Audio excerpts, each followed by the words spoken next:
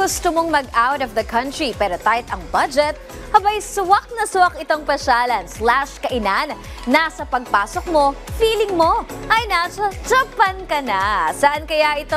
Alamin na natin yan dito lang sa Tipid Tricks. Sobrang init na sa Pilipinas.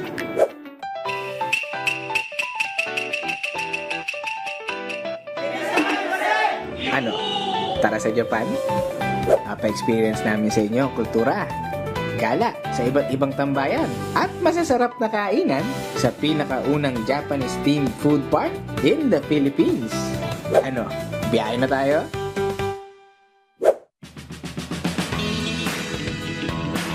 Yes, we are here at Gala Food Park. Ang food park po is inspired sa Japanese culture. Ang number one na gustong-gustong mga ito-feel ni Gala sa lahat ng mga guests namin dito is yung feeling na nasa Japan po sila. Unang dating pa lang, naka-yukata na sila, feel na nila yung ambience na nasa Japan sila. Ang yukata namin, makikita mo agad siya dun sa ground floor namin. Pag punta nyo po dito, pwede na agad kayong magsuot ng yukata. And next po is ang tinatawag na Dal Festival. Meron kaming spot na pwede kayong mag-picture-picture at para makita yung mga dal na meron si Japan.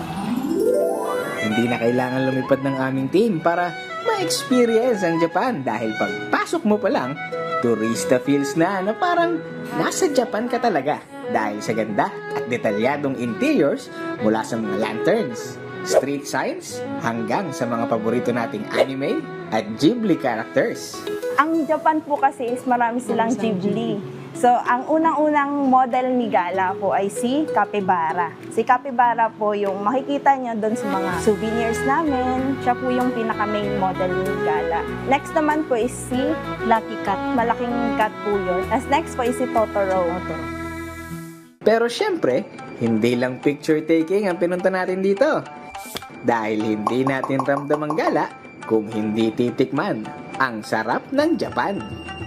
Dito sa food park, hindi lang po Japanese restaurant ang meron kami. Ang pinakautak ng food park po is mahilig talaga gumala. Pupunta siya kung saan-saang lugar. Hindi siya sa isang lugar lang. Kaya meron kaming mga Thai restaurant, Korean restaurant, Hong Kong restaurant, Vietnamese restaurant, and Taiwanese restaurant.